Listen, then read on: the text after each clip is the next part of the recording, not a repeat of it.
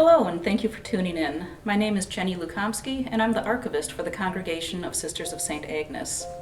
I'd like to thank the Fond du Lac Public Library for giving me this platform to talk about the early history of the Sisters of St. Agnes as we celebrate the 150th anniversary of their move from Barton, Wisconsin to Fond du Lac. Most of the information from this talk comes from the book Ordinary Sisters, The Story of the Sisters of St. Agnes by Sister Margaret Lorimer. If you're interested in more details about the sisters, I encourage you to check this book out from the library. Before I start talking about the Sisters of St. Agnes, you might be wondering just who St. Agnes was. She was in her early teens in the 4th century during the last great persecution of Christians. She came from a wealthy family and was reportedly very beautiful. So she had several noblemen pursuing her, but she refused all their offers of marriage because she was devoted to Christ. So the nobles turned her in to the Roman authorities, and she was beheaded at the age of 13 in 304. She told her executioner to strike without fear, and it's said that her last words were, "To Christ alone I am associated in heaven, whom on earth I have loved with all devotedness." She is venerated today for her courage, spirit, and purity. So let's fast forward about 1,500 years to talk about the first of CSA's 3 founders. Father Caspar Rerl was born in 1809 in a little town on the outskirts of Salzburg, Austria. He entered the seminary at the age of 14 and was ordained when he was 26 in 1835. In the first half of the 19th century, there was a lot of upheaval in Europe. So people who were seeking greater economic opportunities, political freedom, or to escape military conscription emigrated to the United States. In religious circles, this caused a lot of excitement. And Father Rerl was caught up in this enthusiasm because he wanted to be an overseas missionary. So he petitioned to serve in New York in 1843, and it took about a year for the petition process to go through the channels. And during that time, he changed his mind. He decided he wanted to go to Wisconsin, which was a newly opened territory. And so in 1844, he arrived in New Orleans, and he spent about a year there working for the local diocese. Then in 1845, he came up to Milwaukee and was welcomed by Bishop John Martin Henney. Henney offered him a parish in Milwaukee, but working in an established parish wasn't really Father Rerl's idea of missionary work. Bishop Henney offered him this territory north of Milwaukee. He told him to go up to Calumet Township for a few days and get the lay of the land, meet the people. And so Father Rerl went up there, and he spent 3 days, and he knew he had found his home. He came back, talked to Bishop Henney about it, and Henney gave him the territory from Milwaukee to Green Bay, and then from the eastern shore of Lake Winnebago to Lake Michigan. So Father Rerl settled in Johnsburg, which already had a church, and then he set out on his first mission to West Bend and then Fond du Lac. In his knapsack, he carried his crucifix, chalice, books, and a few necessities. In the summertime, he often walked in bare feet in order to save shoe leather. He slept wherever he was offered shelter, and the only salary he received was the food that people gave him. One story reflects his charitable nature. He noticed a man with boots that were worn thin and had holes, so Father Rerl took his boots off, gave them to the man. The man said, "But I'm not Catholic," and Father Rerl said, "I didn't ask." So he felt his mission was not only to serve the Catholic population, but to serve the people of his territory. So Catholics in the region, however, were thrilled to have him, since many of them hadn't been able to receive sacraments in several years. He would generally visit a community every 6 months, although some locations he was able to visit more frequently. By 1847, he was joined by another priest and 3 lay brothers, so he was able to take longer and more frequent mission trips. Bishop Henney had authorized him to raise churches wherever he felt that there were enough Catholics in the community to support a parish. So when he would visit, he would plant a cross in the ground, usually on a hill, and tell the community members, "This is where you're going to build a church, and I better find a lot of progress when I come through here again." It wasn't long before Father Rarel could start focusing on a particular passion of his, education. There's this German idea that if you build a school, the church will follow. That's certainly what happened here in Fond du Lac with St. Mary's, where the school was built 8 years before the church was founded. So Rarel knew that the best way to maintain the faith of the immigrant population was to educate its youth. The schools would be open to children of all faiths because Father Rarel's primary concern was educating all the immigrant children. As the number of settlers in the territory nearly doubled to 305,000 between 1846 and 1850, there was a dire need for teachers. Father Rarel believed that a, quote, society of ladies could take on that role, as well as care for all the missions that he was establishing. And at this point, there were about a dozen missions that he was in charge of. The School Sisters of Notre Dame and the Dominicans had recently established mother houses in Wisconsin, but they didn't have enough sisters to send any Father Rarel's way. So then he wrote to convents in Europe asking for sisters, and that didn't work either. In 1852, he got a break from his missionary work and returned to Austria for a few years. So he spent some time writing and publishing a 2-volume prayer book called The Catholic Christian. But he devoted much of his time to finding sisters to teach in all the schools that he was envisioning for his territory.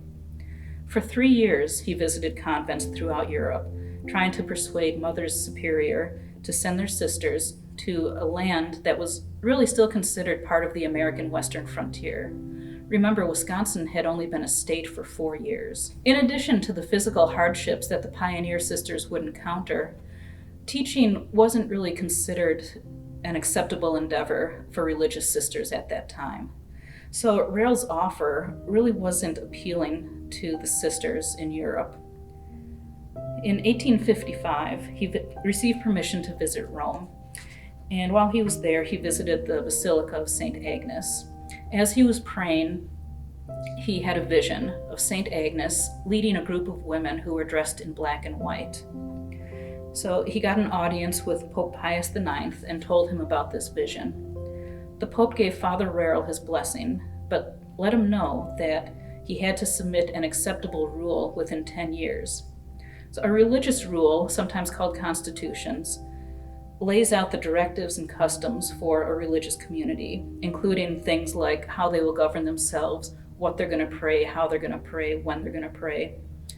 Father Rarel excitedly returned to Wisconsin in the fall of 1855, all gung-ho about recruiting these sisters for his sisterhood.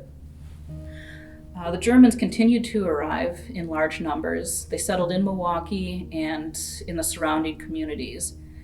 And the town of Barton was on the northern edge of Milwaukee, and he felt that it was going to be the gateway for the city because it was on the Milwaukee River. And so he moved his base of operations there in 1857. Barton didn't turn out like he thought. It ended up being much of a boom town. But in any case, he settled there, and from Barton he was able to minister to about 30 missions. So he was still having no luck in attracting women to his new congregation. He would write to priests asking them all the time to send women.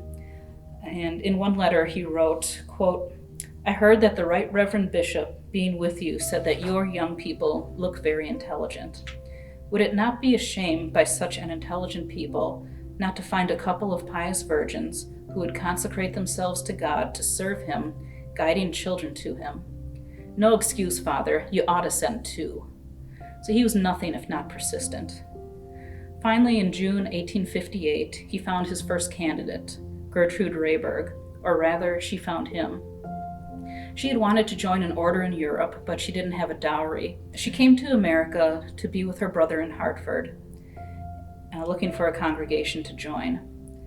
Father Joseph Rendell of St. Lawrence Church in Washington County sent her to Father Rarel. Their meeting went so well that Gertrude said she would try to find some more women who would join with her.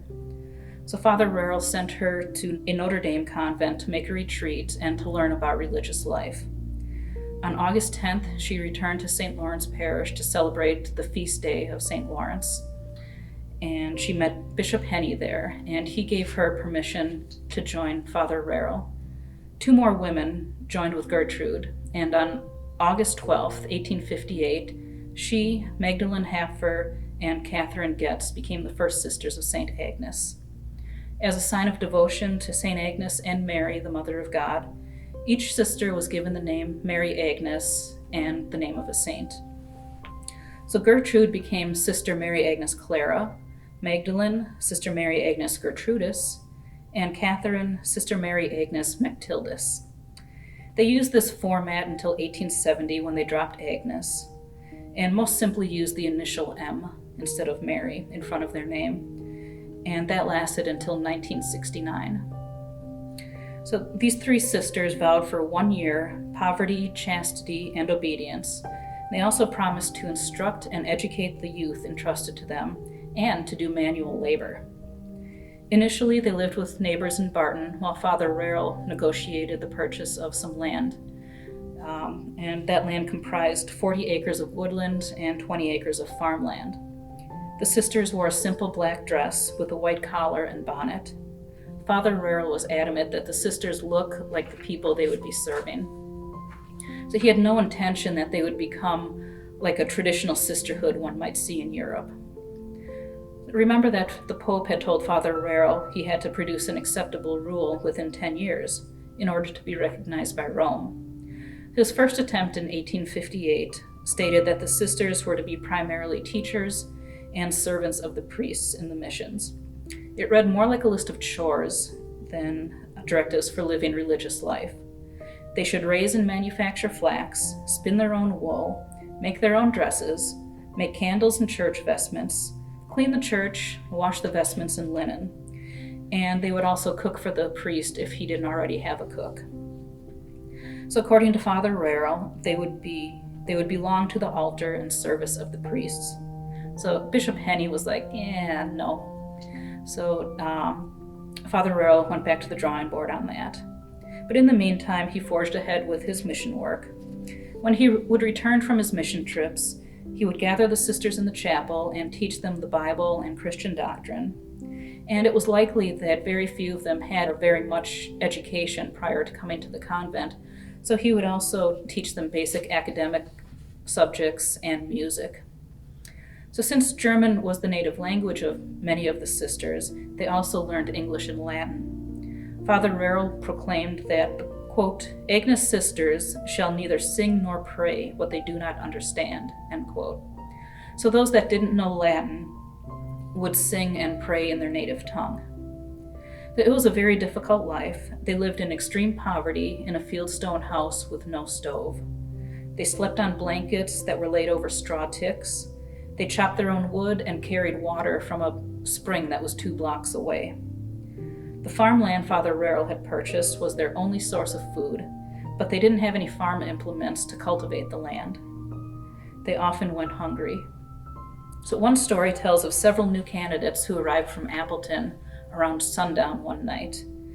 And they were greeted and given a meal of dried applesauce, bread, butter, fried pork, and a little bit of tea.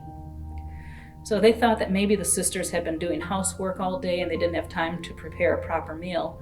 But after a few days, that they realized that this had actually been a feast for the sisters. But there was also a positive aspect to all this hardship. It meant the sisters had to rely on their own wits and skills to get by. They had to invent all of their own customs and way of life.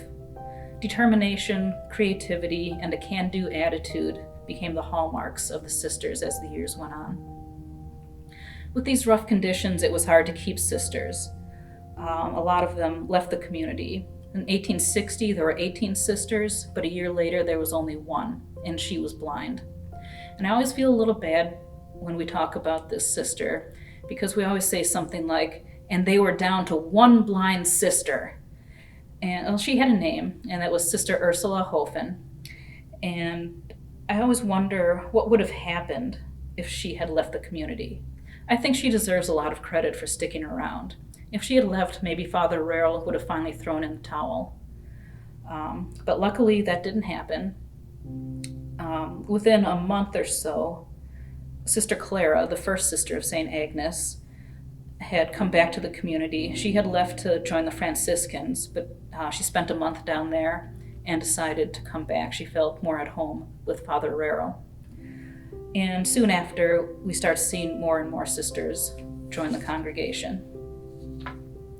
So with numbers slowly increasing, Father Rero opened a school at Barton for, quote, any child, Indian or white, healthy, blind, or crippled, end quote. The school attracted up to 60 pupils from the area. This spoke to Father Rero's deep conviction to provide education to all children, wherever it was needed. In 1862, Father Rero took another crack at a rule, and this one was more structured and less detailed, but it was never submitted to Rome. It prescribed a full habit for the sisters, including a face veil that sisters should wear when they speak to men, and it put strict limits in place in situations where a sister could talk to a layperson.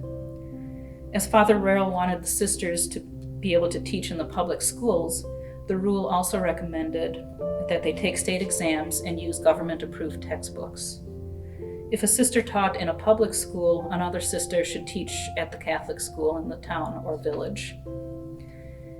This is the environment that CSA's second founder, Anne Marie Hazett, steps into in 1863. Known as Mary, she was born in Buffalo, New York on May 7, 1847, to French immigrants. Her family moved to Detroit, where Mary was educated by the School Sisters of Notre Dame and the Society of the Sacred Heart. By the time she was 15, though, both her parents, 2 sisters, and a brother had died. It was the death of her brother in 1862 that was the catalyst for Mary coming to the congregation. The Hazets lived next to the Dulso family in Detroit, and Mrs. Dulso wrote of the news of the Hazet boy's death to her daughter. Now, her daughter just happened to be Sister Tekla, a sister of St. Agnes. Tekla remembered Mary Agnes as bright, independent, outgoing, and particularly pious for a young girl. And she prayed that Mary might have a vocation to religious life. So she wrote her mother, asking her to broach the subject with Mary. This idea was very appealing to Mary. So despite the protestations of her brothers and the tears of her sister, she packed a bag and gratefully accepted a train ticket from Mrs. Dulso. When she arrived in Barton, Sister Tekla took her straight to Father Rero. He placed his hands on her head and told her that she would be called Agnes. So let's think about this for a minute. He would bestow upon her the name of the patron saint of the congregation, the saint to whom he had prayed for guidance in establishing a sisterhood, the saint he had envisioned leading other women. You know how there are certain people that when you first meet them, you know there's something special about them? Well, whatever that it factor is, Mary had it, and Father Rero recognized it immediately. So she set about learning German and was soon sent to Fond du Lac to work with the school superintendent to get her teaching license. Father Rero also purchased an organ so she could continue the music lessons she had started when she was a girl. On July 2nd, 1863, she made her first vows and became known as Sister Mary Agnes. A year later, at the age of 17, Father Rero named her superior of the congregation in charge of the school at Barton. And he also placed Sister Genevieve Pop in charge of the farm. So now there was some leadership at Barton that helped stabilize the daily lives of the sisters when Father Rero was away, although he still controlled the administration of the community as well as their spiritual care and education. While doing this, he was still walking all over the countryside to his 32 mission churches, and that didn't leave much time for him to provide the education and religious formation that the sisters really needed, and this would become problematic, as we'll soon see. That year, Bishop Henney instructed Father Rero to let the sisters decide who their superior should be. So on July 2nd, 1864, the same day Sister Agnes renewed her vows, she was elected superior of the congregation, earning 4 of the 5 votes. In 1865, Father Rero assigned her to open the public school in Marytown, while Sister Gertrude Laughlin taught at the town's Catholic school. So they became really good friends, and it was here that they also became acquainted with the Capuchins, who provided a pastor for Visitation Church. St. Agnes was superior of the congregation, principal and teacher at the district school, church organist, and then on weekends she walked 5 miles to St. Anna to give music lessons. So she understood how difficult daily life was for the sisters. Many left the community due to the physical deprivations, the demands of their ministry, and the uncertainty about the future of the congregation. So in addition to all her other duties, Sister Agnes had to figure out a way to retain sisters. In 1869, she was re-elected for a second term. She continued to be concerned about the deficiencies in the sisters' lives, such as the lack of regular meals, inadequate education and religious formation, unsuitable mission appointments, and the lack of an accepted rule. In November, she decided to return to the Mother House in Barton to take on the administrative tasks that she felt Father Rarrell had been neglecting or mismanaging. While she wanted to institute a regular religious life and establish a novitiate, Father Rarrell didn't believe the sisters needed to know much about spiritual life. His concern was only that they could teach, and that was questionable. One sister recalled that he didn't get sisters in the front door before he sent them out the back door to go teach. If they were at least 14 years old and knew a little English, he thought that they were good to go. He kept taking on more missions, but there weren't enough sisters to go around. Sister Agnes finally put her foot down when Father Rarrell wanted to send an unprepared candidate to teach in Appleton. And he also wanted to change some other sisters' assignments, and Mother Agnes didn't agree with that. Father Rarrell relented and said Sister Agnes could do whatever she felt was right, but to remember that he had commitments to fulfill. And that tension between the two continued on and off throughout that winter. So it's the spring of 1870 when the third founder of CSA enters the picture. Father Francis Haas, born Gregory Haas in Switzerland, was a diocesan priest, and he came to the United States with Father John Fry in 1856 to establish the Capuchin Franciscan order at Mount Calvary, Wisconsin. They both became Capuchins while in the United States, taking the names Father Francis and Father Bonaventure. Father Haas was deeply spiritual, and he had a special devotion to the Sacred Heart. He believed that the trials people experience help them grow and become stronger. He's also said to have had a dry sense of humor and a broad understanding of human nature.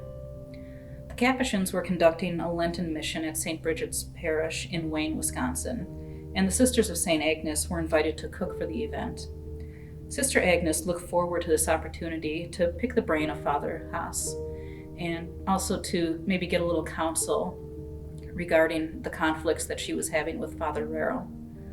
So Father Haas had heard about her in the community, and he really didn't hold out much hope for them. But once he met Sister Agnes and the other sisters, he changed his mind. Like everyone else, he was impressed with her energetic zeal, and he appreciated how the sisters were so dedicated in their work.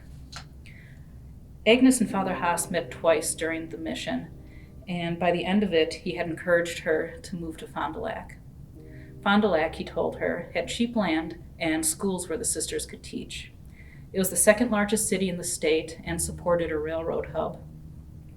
It was also located only 12 miles from the Capuchin monastery, so Sister Agnes felt she could always go there to receive the spiritual direction and advice for the community. Barton, on the other hand, was down to 15 residents and was less than ideal for the location of the Mother House. So Sister Agnes headed up to Fond du Lac to talk with Father Nicholas Pickle, the pastor of St. Mary's Parish. They hit it off, talking for 4 hours, and Sister Agnes even played the organ for a while.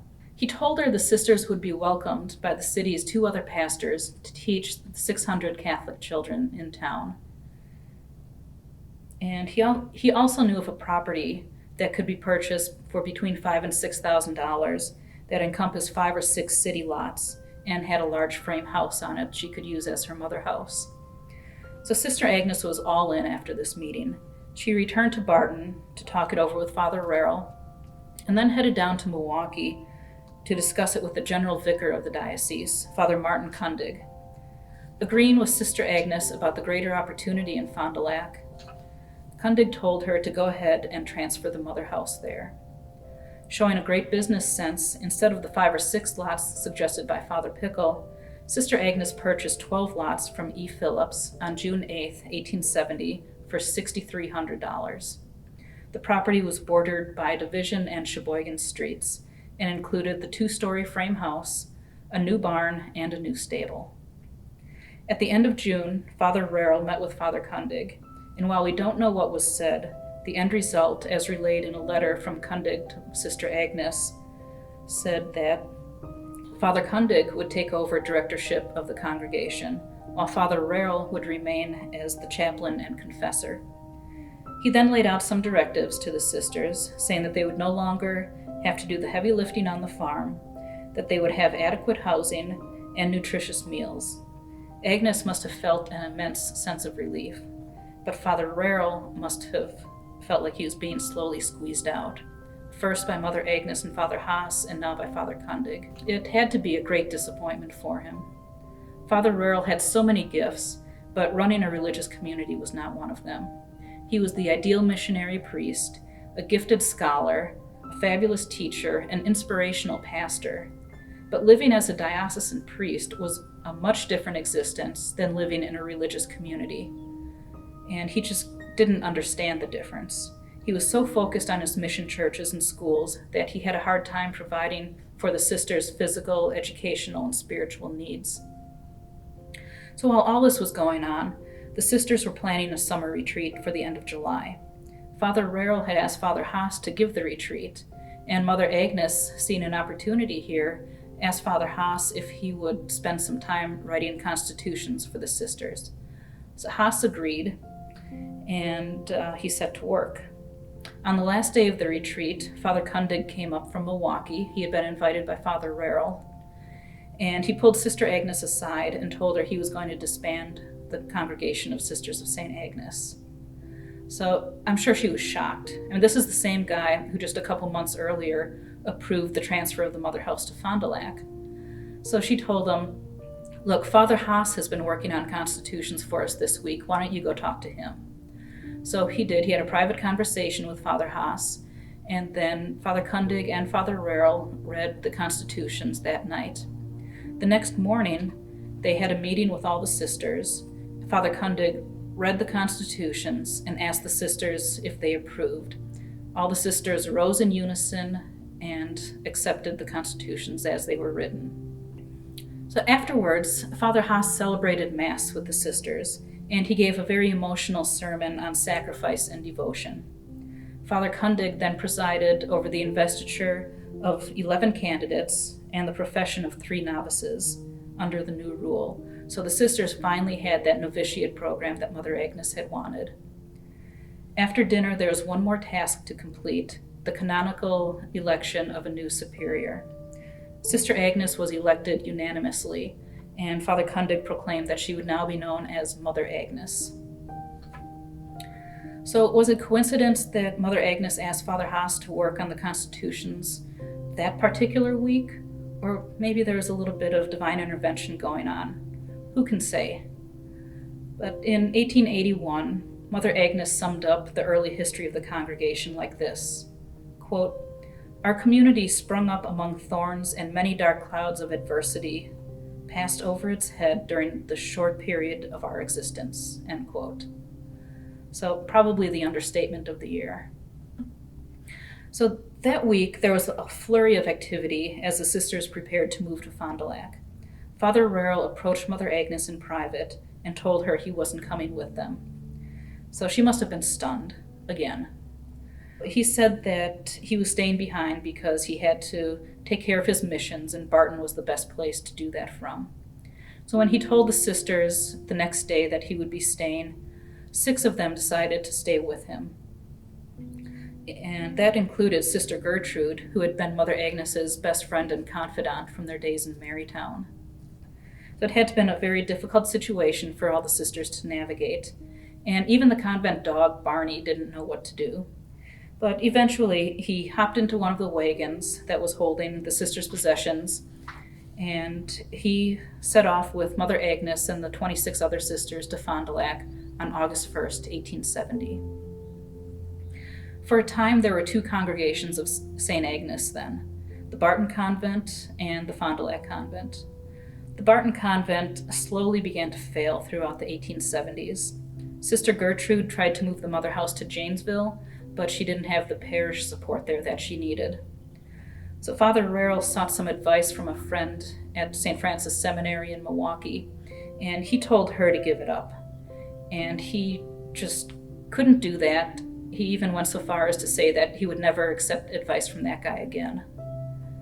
So on March 18th, 1879, on the eve of the Feast of St. Joseph, Mother Agnes saw a bobsleigh pull into the convent grounds. It looked like the driver who came to the door was well off, but his passenger was poor. And the driver turned out to be an old friend from Barton, and he just stopped by to say hello. The sister who answered the door invited him and his friend inside for some hospitality and a hot meal, but he refused. And Mother Agnes was watching all this from a window when she realized that the passenger was Father Rarrell. So they invited him in, and it took a little encouragement, but he came, and he spent the night there with the sisters. So you can imagine, this is like a scene from a Hallmark movie. Everybody was so thrilled that Father Rarrell was back to celebrate with them. So he accepted an invitation to stay overnight and say the next day's Mass with the sisters. On Mother Agnes's instructions, the sisters spent the night making a new cassock, beretta, and shirts for Father Rarrell, as well as producing a new coat, hat, and boots.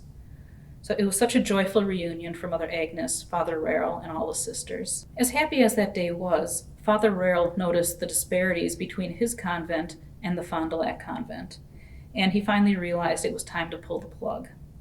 So the Barton Sisterhood was dissolved on September 1st, 1879. The sisters were told they could join another congregation or leave religious life altogether at the end of their annual vows. So ultimately, 7 sisters joined the Fond du Lac convent. Recognizing Father Rarrell's frailty, Mother Agnes sent him a teacher and 3 other sisters to help with his property in Barton. He died there on September 3rd, 1881. And his last words were, "O dear Saint Agnes," so devoted to the end. In 1968, CSA had his remains exhumed and moved to St. Joseph Springs Cemetery. So he lies there now near Mother Agnes and the other pioneer sisters of the congregation. Now, every year on September 3rd, the sisters celebrate Founders Day, honoring Father Rarrell, Mother Agnes, and Father Haas. Despite the tension that existed between Father Haas and Mother Agnes, she never lost the respect and admiration she had for him. Even after the move to Fond du Lac, she would ask the sisters to pray for him. But she had a vision for the future of CSA, and as hard as it was to leave Father Rarrell and those 6 sisters behind in Barton, she knew that the congregation had to move forward if they had any chance to grow and thrive. So in 1870, at the age of 23, Mother Agnes was responsible for the formation, welfare, ministries, spiritual health, and financial stability of the sisters. Do you remember what you were doing when you were 23? So there was so much to take care of when the sisters first got to Fond du Lac. CSA staffed 8 missions in 1870, including their first out-of-state in Defiance, Ohio. The meager pay, if any, that sisters received from these missions was not enough to sustain them. At St. Peter's Parish, for example, a parishioner would drive a sister around the countryside in a wagon, and residents would offer produce or other articles to the sister in lieu of payment. The sisters also raised money by making quilts, lace, artificial flowers, wreaths, and embellishments for First Communion veils. They held fairs and bazaars where these items were sold. They received pay for playing the organ at Mass and for providing music lessons. And sisters were also sent out on collecting tours. They went to New York, Michigan, Georgia, Ohio, Indiana, even Canada and Cuba. Upon their arrival in Fond du Lac, Mother Agnes asked Sister Antonia Schmitz to design a new habit. She wanted a uniform look and something that would bring pride to the sisters. CSA used the same habit with a few modifications for nearly 100 years. The habit included a pleated black dress with a small white collar, a cape, and a black veil. Mother Agnes had already won over Father Pickle in Fond du Lac, but now she had to earn the confidence of all the other pastors and the city leaders. It's no doubt they were aware of her estrangement from Father Rarrell, who had at one time been pastor of St. Joseph's Parish. And it didn't help that she was living at a time when many people were hostile to women in leadership. Just 1 month after arriving in Fond du Lac, the sisters opened St. Agnes School to all children in the area. Mother Agnes rented a home nearby to board some of the students, while classes for them and day students were held in the barn. Some of the best families in Fond du Lac sent their children to the school, and those students who could pay helped support those who couldn't. So we see Father Rarrell's legacy in action here. The belief that all children, no matter their religion or ability to pay, deserve a quality education. Mother Agnes also took in orphans and children whose families couldn't support them. Her goal was to find suitable homes for these kids, and in most cases she was able to do that. The sisters continued with slow but steady growth, both in their own numbers and in the number of missions they took on, including St. Mary's School here in Fond du Lac in 1872. Ultimately, the Sisters of St. Agnes would teach in 7 Fond du Lac area schools: St. Mary's, St. Peter's in Malone, St. Joseph, Presentation in North Fond du Lac, St. Louis, St. Patrick's, and Sacred Heart. As Archbishop Samuel Stritch put it in 1938, when the sisters took charge of St. Patrick's, quote, "Fond du Lac belongs to the Sisters of St. Agnes," end quote. So their work did not go unnoticed. The Lutheran mayor of Fond du Lac wrote to Bishop Henny that he was astounded at the exhibition that the students put on at the end of the school year. And he said that Milwaukee residents would be lucky to have such progress in their city. In 1874, the sisters made improvements to St. Agnes School.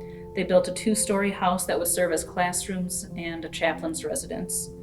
And they opened a convent school for candidates and novices to provide an education to their own members. So this school would eventually be called St. Agnes High School. The curriculum included classes on physics, the classics, civics, pedagogy, geometry, and music. All this time, Father Haas, who had been named rector and protector of CSA, had continued to work on his draft constitutions for the sisters. In 1874, Bishop Henny approved the revisions, and a year later, Pope Pius IX issued a decree of praise. They received final approval in 1880 from Pope Leo XIII. Now the sisters had access to Rome and were no longer dependent on the will of the local bishop. In 1876, with 80 professed sisters and 9 novices, Mother Agnes realized they needed a bigger mother house than the 2-story frame house they had been using. So she hired an up-and-coming architect, Wilhelm Schickel, to design a new convent with an eye toward the future. He designed a 4-story E-shaped building, although the sisters were only able to afford 1 wing at this time. Construction began in 1877, and Mother Agnes, always with an eye on the accounts, found small ways to save money. She would bake bread and make coffee for the workers so they would stay productive and happy. And when they left for the day, the sisters would go out and put bricks into accessible piles so the workers wouldn't be spending their whole day moving bricks around. They would be laying the bricks instead. So the history of Fond du Lac County, published shortly after the building had been finished, called it one of the largest and finest buildings in Fond du Lac. It housed 120 sisters and 22 orphans. Sister Claude Feldner, who resided in the mother house during her formation years in the 1910s, describes it this way. The building was imposing on the outside but simple in construction. The kitchen, refectories, vegetable cellar, and trunk rooms were in the basement. The first floor contained administration, chapel, and the assembly hall. The second floor had a balcony looking over the chapel for the infirm, and sisters' rooms and dormitories. On the third floor, there was a huge wooden water tank, which sometimes overflowed. The candidates slept in a dormitory on 4.5, an attic with wooden rafters, primitive washrooms, meaning pitchers and basins, and ever-present bats. The sisters still had corn husk mattresses. When they made their beds, they poked their hands in them and would fluff up the husks. So the candidates, novices, and sisters were still experiencing some unpleasantness.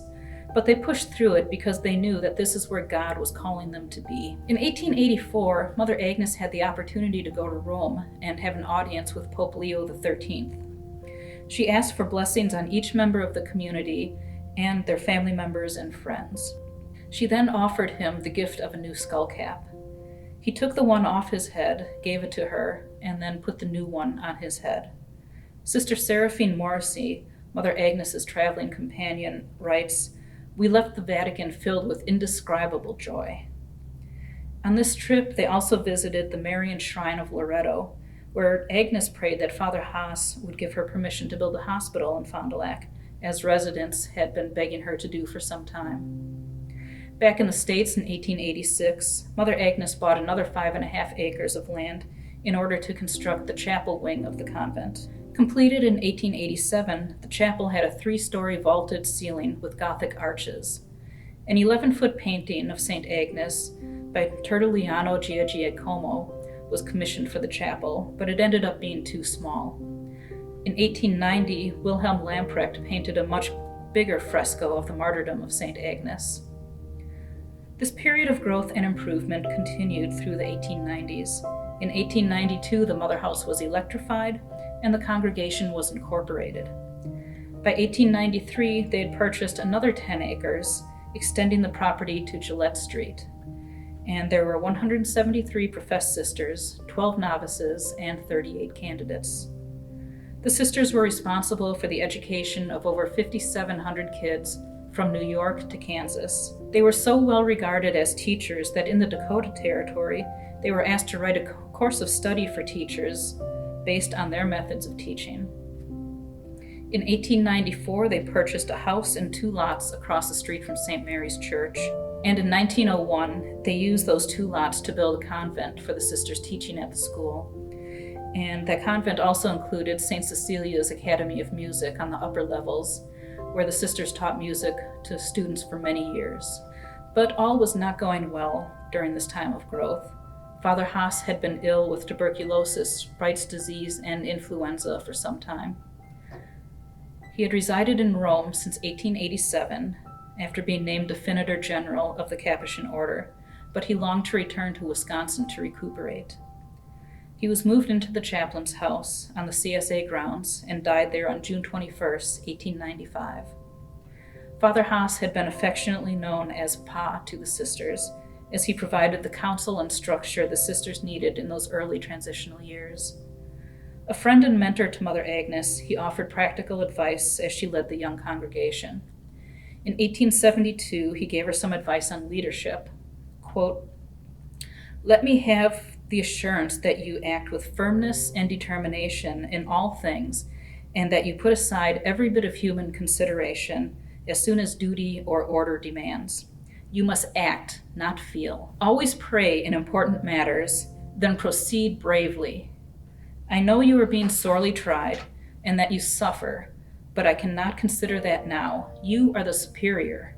A little bit of tough love there, but it had to have been inspiring to a 25-year-old Mother Agnes, since we now know her for her courage and risk-taking.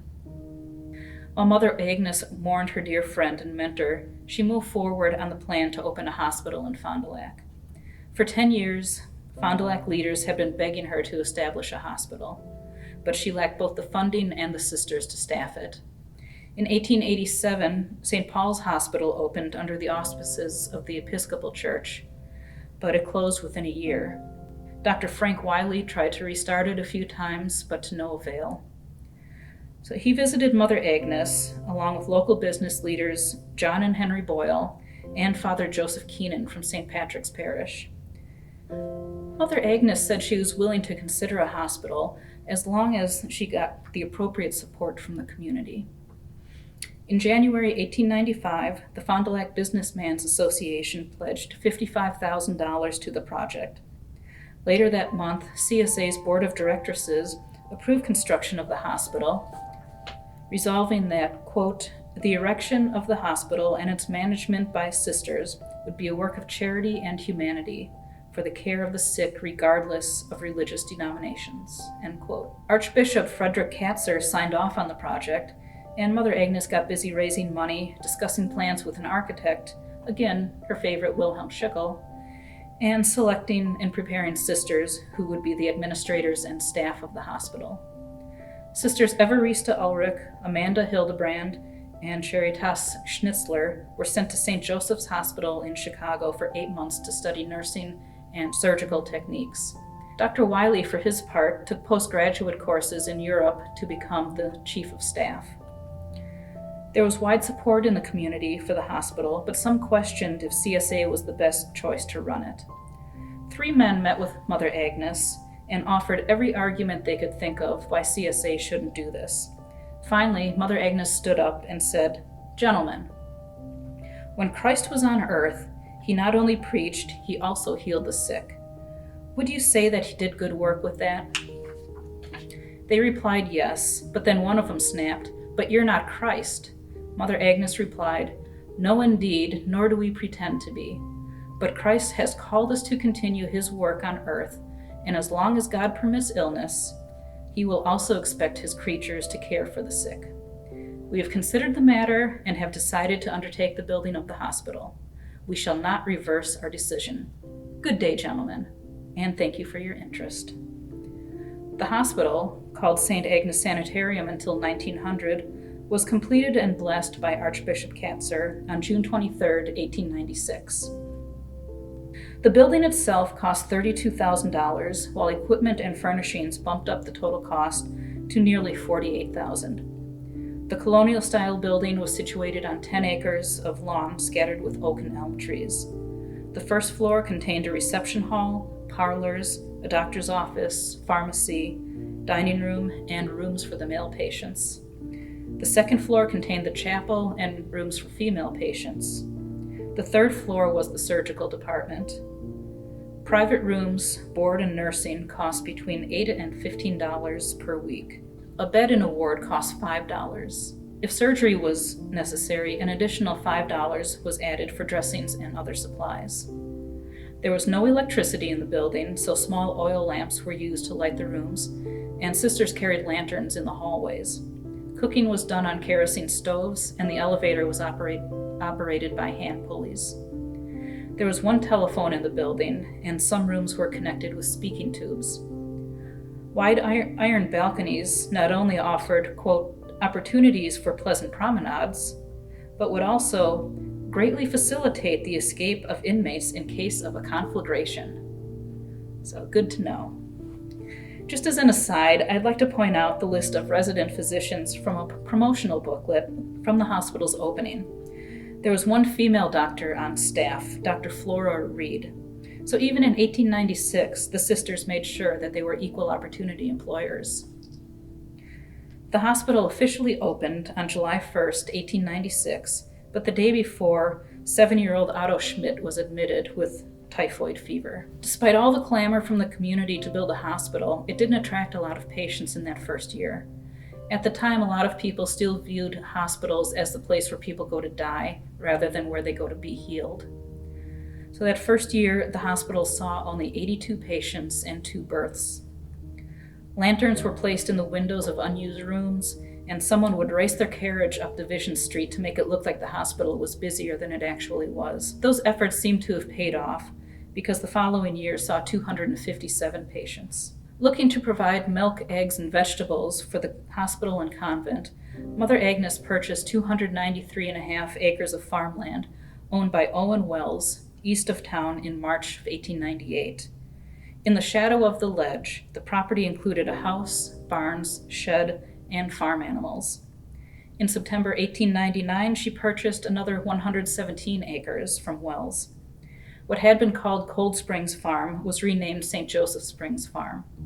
The sisters worked the land along with a farm manager and farm hands. And a section of the farm was set aside and turned into St. Joseph Springs Cemetery. So up until that time, sisters were usually buried wherever they had died. So Father Rarrell had come across this land in his early mission trips and excitedly described the springs and the beauty of the place. He wrote, quote, "Oh, how I wish the Agnes sisters might someday live on this beautiful land watered by the springs," end quote. It would take more than a century, but in 2002, the Sisters of St. Agnes fulfilled Father Rarrell's wish and built their current mother house on this land. So you'll remember the Boyles contributed to the establishment of St. Agnes Hospital. One of the brothers, John, decided to create a memorial to his mother, Mary, by building a sanitarium for people recovering from tuberculosis or other illnesses. His plan was to turn it over to the sisters to manage. The cornerstone for St. Mary's Springs Sanitarium was laid on June 12, 1901, adjacent to the sisters' farm, and construction on the 28-room sanitarium was completed on May 14, 1902. In the midst of the construction, St. Agnes Hospital decided they needed a hydrotherapy unit, but they didn't have room in the hospital building for it. So the sisters added a 2-story annex to the sanitarium to fulfill that need. The facility used the natural spring waters and was built entirely of stone from the ledge. Boyle gave an additional $5,000 to the hydrotherapy project.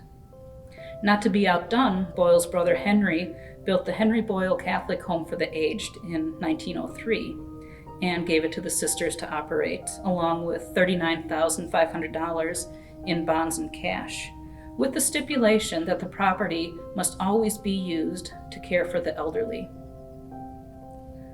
The 3-story home included 27 residential rooms, sitting rooms, a kitchen, a dining room for residents, and a private dining room for the sisters. In 1919, a fire broke out and 3 residents died from smoke inhalation.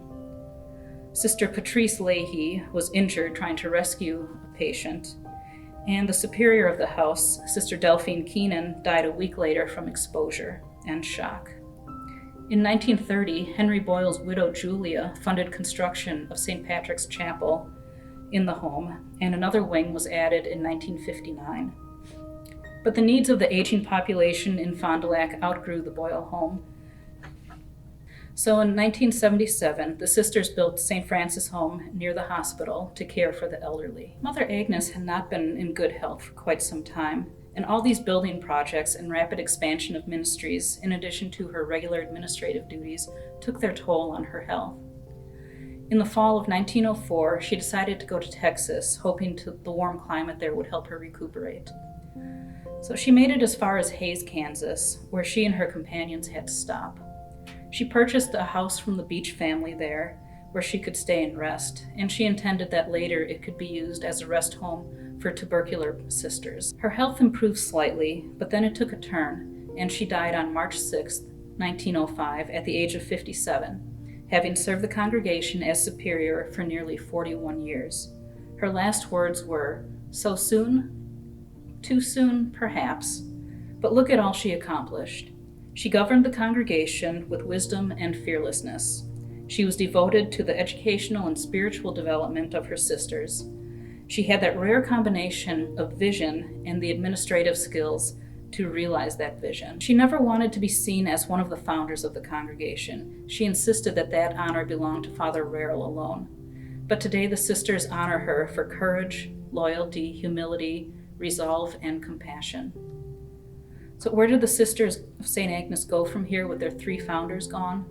The new superior, Mother Antonia Schmitz, inherited 276 professed sisters who ministered at a music school, hospital, farm, sanitarium, retirement home, immigrant hospitality house, orphanage, and numerous parish schools in 7 states. The next decades became a period of expansion for the sisters.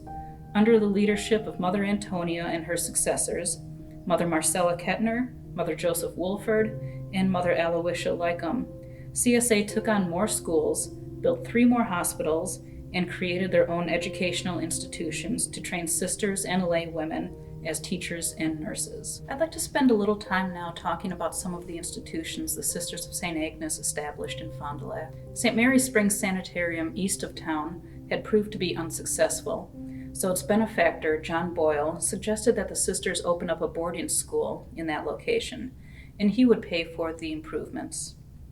The 2 buildings were renamed Boyle Hall and St. Agnes Hall, and the new St. Mary's Springs Academy opened on September 9, 1909. Archbishop Sebastian Mesmer dedicated the school a month later. Room, board, and tuition cost $75 per year. The school offered classes for grades 1 through 8, as well as a 2-year commercial course and a 4-year classical curriculum. The school's brochure also touted the recreational opportunities for its students, stating, quote, "Exercise in the open air is indulged in 3 or 4 times a day. Thus, vigor of the body is developed as a foundation for the healthy mind," end quote. By 1914, the Springs had 60 students from Wisconsin, Illinois, and New York. In 1929, a new main building was constructed. It included a chapel, auditorium, and 8-story tower. The new space allowed the school to accept day students who would pay an annual tuition of $700.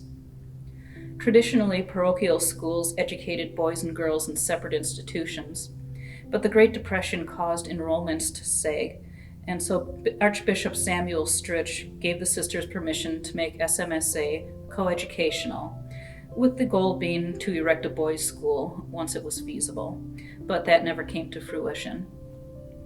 The 1940s brought expansion to many facets of the school, including the introduction of both football and band, a new physics lab, and additional classes such as aeronautics. However, due to the increasingly large enrollments, the elementary grades were dropped incrementally over time, and the school became exclusively a high school. However, the school would eventually circle back to its roots and now accommodates pre-K through 12th grade students. So you'll remember that Mother Agnes purchased the beach house when she was in Hays, Kansas, where she hoped to create a rest home for sisters.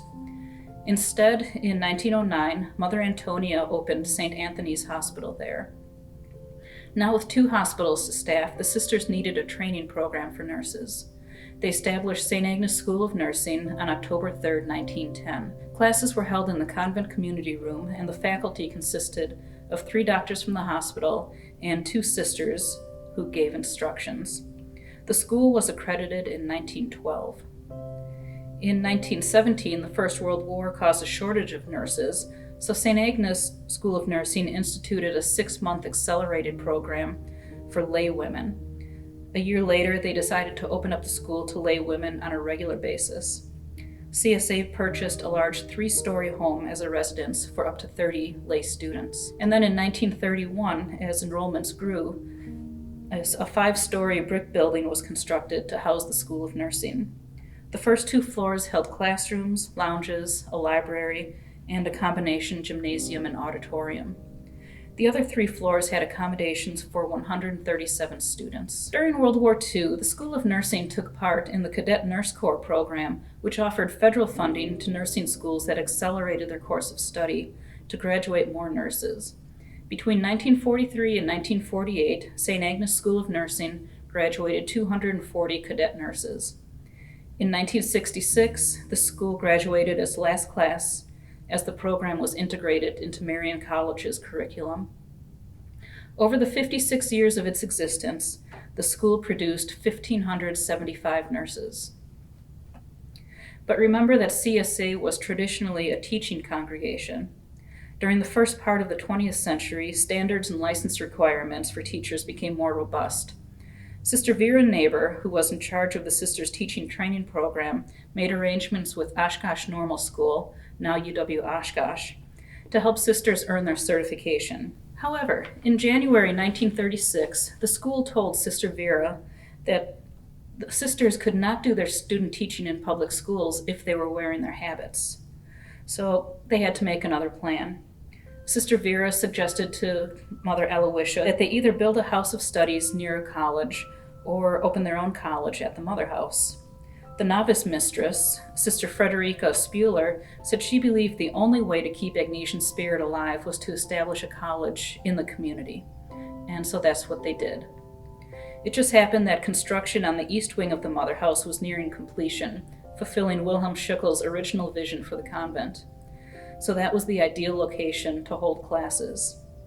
CSA was not alone in opening a college. From 1920 to 1942, the number of Catholic colleges for women in the U.S. had risen from 54 to 117. On September 8, 1936, the Feast of the Nativity of Mary, Marian College opened in the CSA Mother House. The student body consisted of 21 full-time students and 25 part-time students. Sister Vera served as the first dean, and the faculty consisted of 4 sisters and 2 priests. In the first year, the curriculum included courses in German, history, algebra, apologetics, English, biology, Latin, art, psychology, and music. Classes were held in evenings and on Saturdays to accommodate sisters and rural teachers who were still working to complete their bachelor's degrees. Having a college inside a convent is not without difficulties. Novices and candidates were not allowed to socialize with lay students outside the classroom. Hallways were kept quiet so as not to interfere with the routines of the mother house. Lay students had a lounge, but it was separated from the academic dean's office by a thin partition, so there were to be no loud noises or shenanigans from those students. By 1950, there were 86 full-time and 145 part-time students, and the congregation realized they needed a new campus to accommodate the expanding enrollments. They also had to provide modern science laboratories and support more extensive library holdings. In 1960, Marion was accredited by the North Central Association of Colleges and Schools, and the congregation felt confident that the time had come to create a new college campus. George Hutter Jr., a local building contractor, donated 14 acres of land for a new residence hall, which would be called Regina Hall. That opened in 1962. In 1963, the congregation approved construction of the 28-acre campus bordered by National and Division Streets. The school was designed for 600 to 700 students, and classes began in September 1966. CSA continues to sponsor the school, now called Marion University. I'd like to go back to the hospital before we wrap up here. As use of the hospital grew, renovations and additions had to be made. A new wing was added in 1913 to give the hospital 60 beds, an X-ray lab, and pathology lab. For the sisters to staff these specialized departments, they had to receive extensive education. One example is that of Sister Jeanette Boda, who entered the convent in 1909. She spent a few years as a teacher before being told she would be trained to run the pathology lab at the hospital. She studied nursing, pathology, and bacteriology at Marquette University, UW-Madison, and in Rochester, Minnesota, home of the Mayo Clinic. She's just one example of the congregation's efforts to improve the educational standards of the sisters so they could develop professionally and spiritually in order to excel in their ministries. Between 1896 and 1923, the hospital handled 38,273 cases and 1,725 births. Patients came from 16 states and 46 Wisconsin counties. In 1919, the hospital provided free care to an average of 10% of its daily patients. In 1920, the hospital was given an A classification of accredited hospitals, and it was among the first members of the Catholic Hospital Association, now called the Catholic Health Association. With these hospital population statistics in hand, the sisters began a public fundraising campaign for $100,000 of the projected $700,000 in construction costs for a new addition. In support of this effort, Episcopalian Bishop Reginald H. Weller said, quote, "To my mind, the whole responsibility for the hospital rests upon the Sisters of St. Agnes. It is their broad vision and their timeless work and support that has made this institution possible." End quote. With the support of the Fond du Lac community, construction was completed in July 1925, and the hospital now boasted 250 beds. Sister nurses and technicians were being kept busy at the hospital.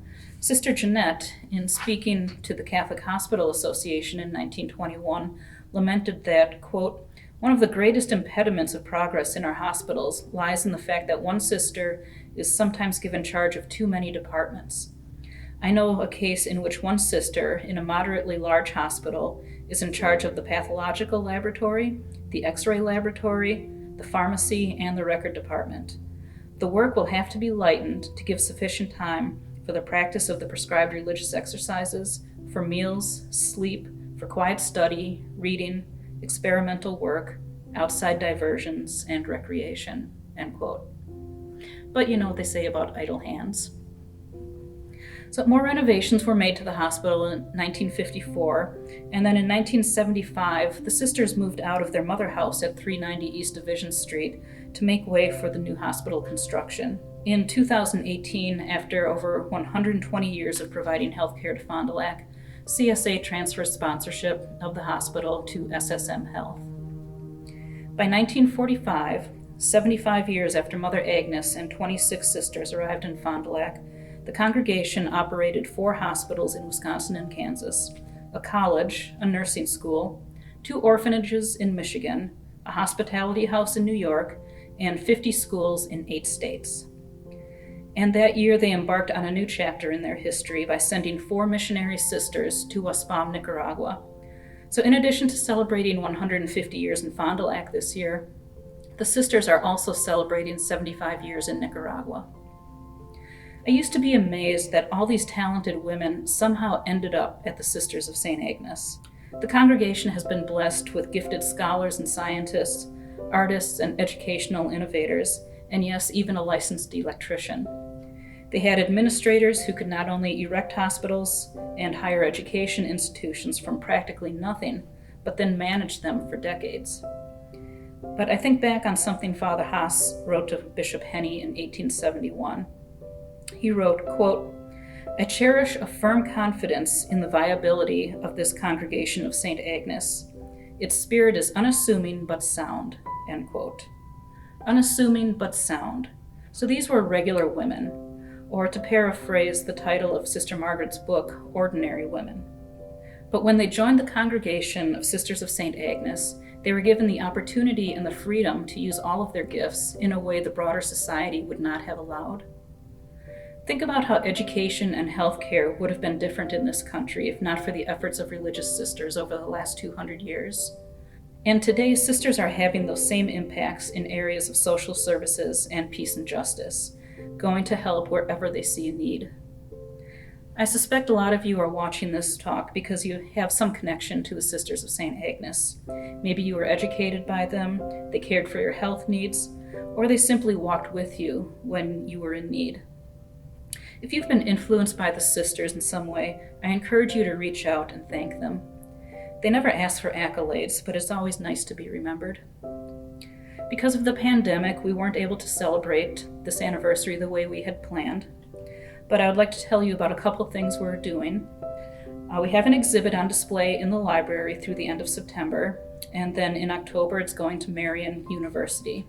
If you can't get to see it in person, you can also experience virtually through our website. We also have a virtual walking tour of CSA's mission sites around Fond du Lac. Here you can read a brief historical sketch and see photographs of all the places in the community CSA has served for the last 150 years. You can access this directly at theclio.com/tour/1157 or find the link on our website. Thank you for listening, and please feel free to contact me if you have any questions.